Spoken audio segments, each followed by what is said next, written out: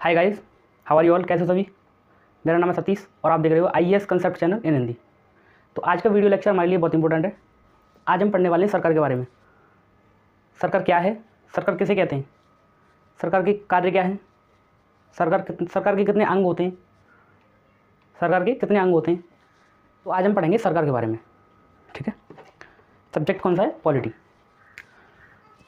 देखो, पॉलिटी हिंदी में क्या बोलते हैं, राज व्यवस्था। इसमें हम पढ़ते क्या हैं, तो इसमें पढ़ते हैं हम सरकारों की व्यवस्था। क्या पढ़ते हैं हम, सरकारों की व्यवस्था। ठीक है। System of government. अब देखो, क्वेश्चन है हमारा कि सरकार क्या है। राज व्यवस्था में पढ़ते क्या है, पॉलिटी में पढ़ते क्या है, सरकारों की व्यवस्था। सरकार क्या कार्य करती है, सरकार किस प्रकार से कार्य करती है। ठीक। तो क्वेश्चन है, पहला तो यही क्वेश्चन है कि सरकार क्या है, तो इसके लिए एक डेफिनेशन लिखो इसके लिए, और वो है परिभाषा। सरकार किसी भी राज्य की एक संस्था है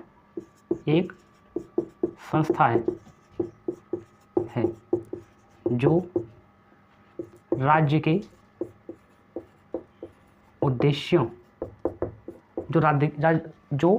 के उद्देश्यों को पूरा करती है।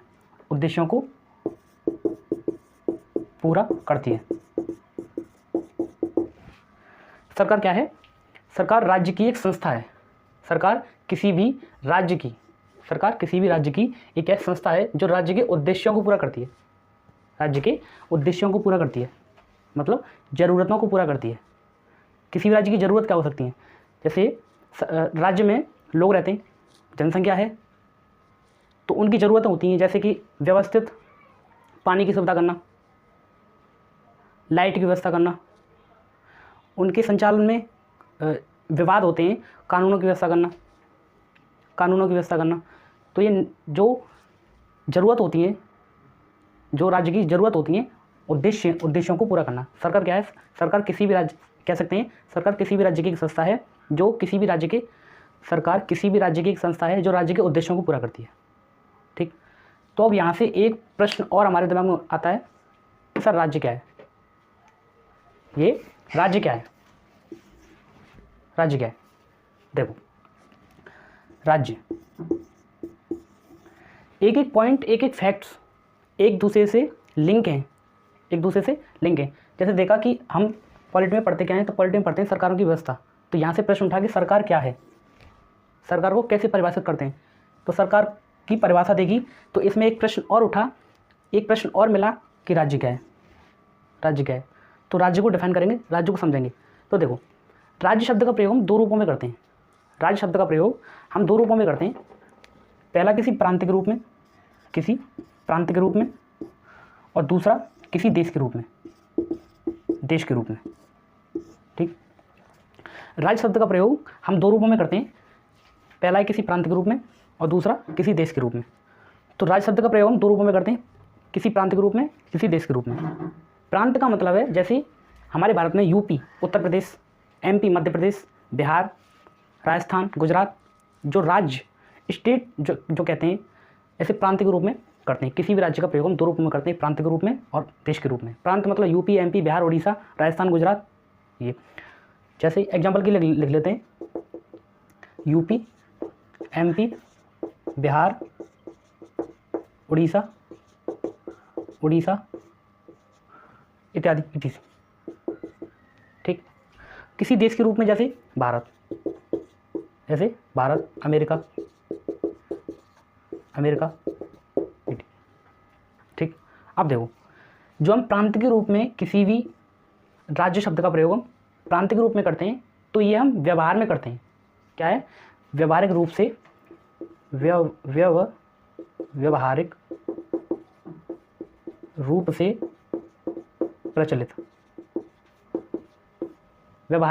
प्रचलित। ठीक। और देश के रूप में ये सैद्धांतिक रूप से सैद्धांतिक रूप से प्रचलित। ये क्या है? व्यवहारिक रूप से प्रचलित है, और ये मतलब सैद्धांतिक रूप से प्रचलित।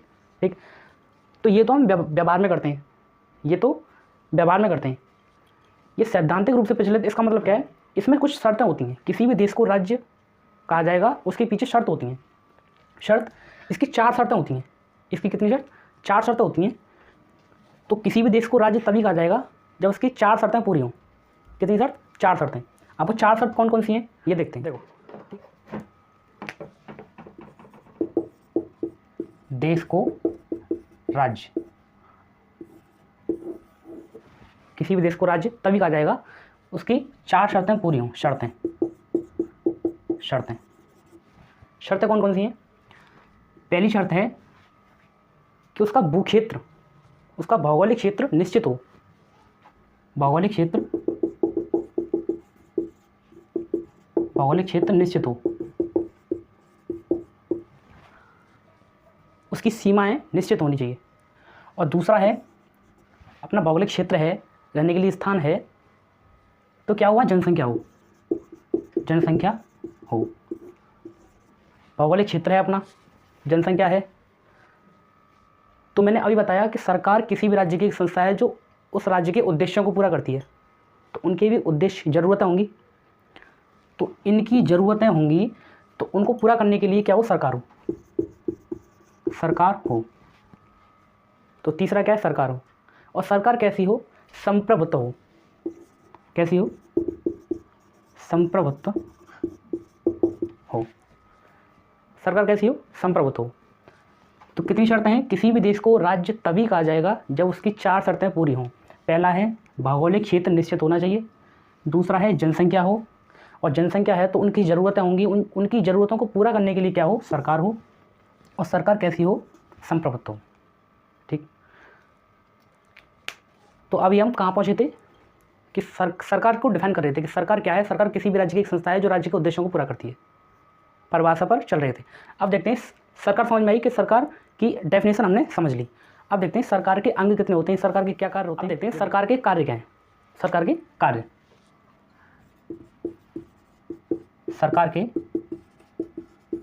कार्य, तो सरकार के मुख्यतः 3 कार्य होते हैं। पहला है कानून बनाना।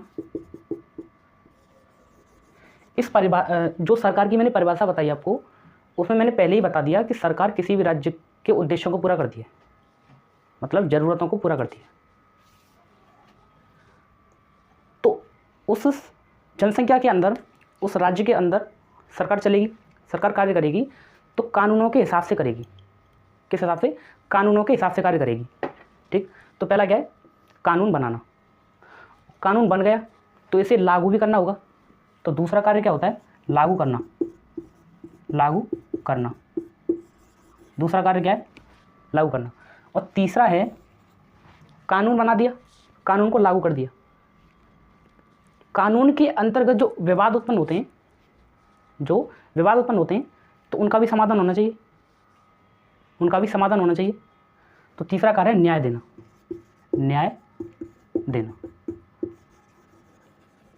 सरकार के 3 कार्य होते हैं मुख्य।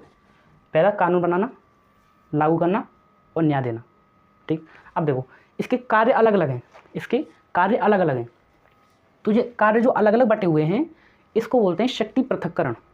शक्ति मतलब बल, इसकी शक्ति है, सरकार की शक्ति, उनका पृथक्करण मतलब बंटवारा कर दिया गया है। कैसे? कानून कोई बनाएगा कोई और, उसको लागू करने का काम होगा किसी और का, और न्याय देने का कार्य करेगा कोई और। ठीक, देखो कानून जो बनाता है उसे बोलते हैं विधायिका। कानून जो बनाता है उसे बोलेंगे विधायिका। और जो लागू करेगा उसे बोलेंगे कार्यपालिका। उसे क्या बोलेंगे? कार्यपालिका।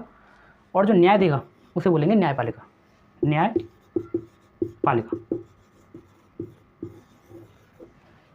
पहला पॉइंट क्या था? सरकार के कार्य। इसी में से निकल के कौन सा पॉइंट बन गया अभी, कौन सा पॉइंट बना, सरकार के अंग, सरकार के अंग।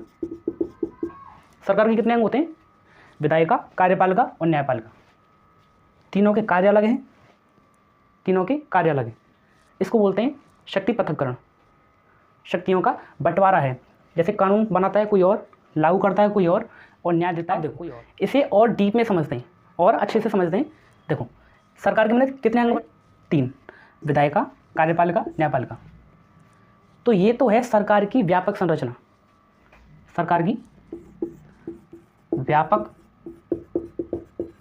संरचना। सरकार का कौन सा रूप है, व्यापक रूप है। कौन सा, व्यापक रूप है। ठीक है, अब देखो इसको सरकार को और अच्छे से समझने के लिए मुझे ये खोलना पड़ेगा, कार्यपालिका अच्छे से समझनी पड़ेगी, तब जाके हमारी सरकार एकदम क्लियर हो जाएगा। ठीक है, तो इसे समझते हैं। इसमें से कौन सा समझेंगे, कार्यपालिका। देखो देखो सरकार का कौन सा अंग था, वो दूसरा अंग था, कौन सा था, कार्यपालिका, कार्यपालिका, कार्यपालिका। अब देखो कार्यपालिका भी 2 प्रकार की होती है। कार्यपालिका के कितने अंग होते हैं, 2। कितने प्रकार की होती है, 2 प्रकार की। एक होती है राजनीतिक कार्यपालिका, राजनीतिक कार्यपालिका, और दूसरी होती है प्रशासनिक कार्यपालिका, प्रशासनिक कार्यपालिका।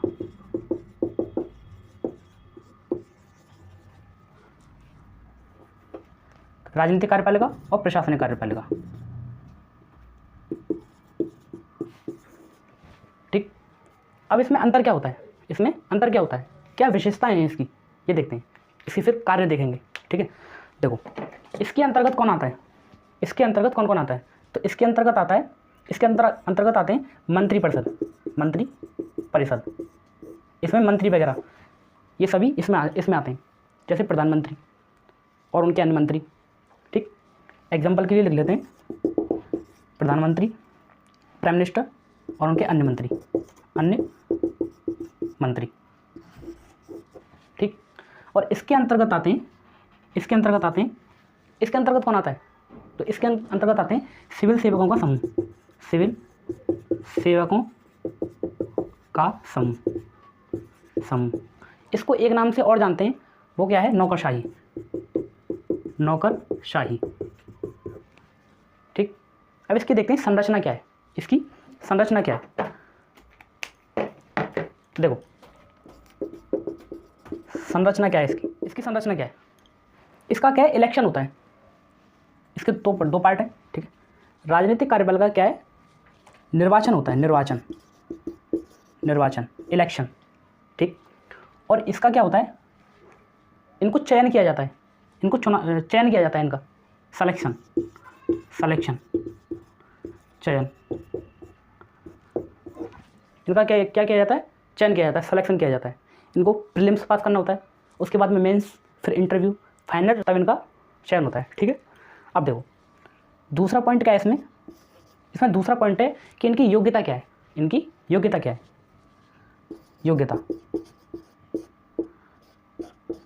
योग्यता इसकी कोई योग्यता नहीं होती है। क्या है, मुख्य कोई इंपॉर्टेंट कोई योग्यता नहीं होती है, इसकी योग्यता होती है, इसकी योग्यता होती है। इसको प्रीलिम्स, मेंस और फाइनल इंटरव्यू के बाद रिजल्ट आने के बाद में इनका चयन होता है। ठीक, अब इनका कार्यकाल कितना होता है, कार्यकाल इनका कोई कार्यकाल नहीं होता है। इनका बहुमत जब तक बना रहेगा तब तक ये सीमित रहेंगे, उसके बाद में बर्खास्त कर दिए जाएंगे। इनका कोई कार्यकाल नहीं होता है, लेकिन इनका कार्यकाल होता है। ये सच्चाई, मतलब ईमानदारी से कार्य करते हैं, तो इनको अपने कार्यकाल के दौरान हटाया नहीं जाएगा। तो इनका क्या है, कार्यकाल निश्चित होता है, इनका कार्यकाल क्या है, निश्चित होता है। ठीक है, इनका अनिश्चित होता है और इनका निश्चित होता है। तो ये होते हैं इसमें अंतर। इनके देखते हैं कार्य। तो इसका कार्य है राजनीतिक कार्यपालिका का कार्य है नीतियाँ बनाना और उनको लागू करवाना,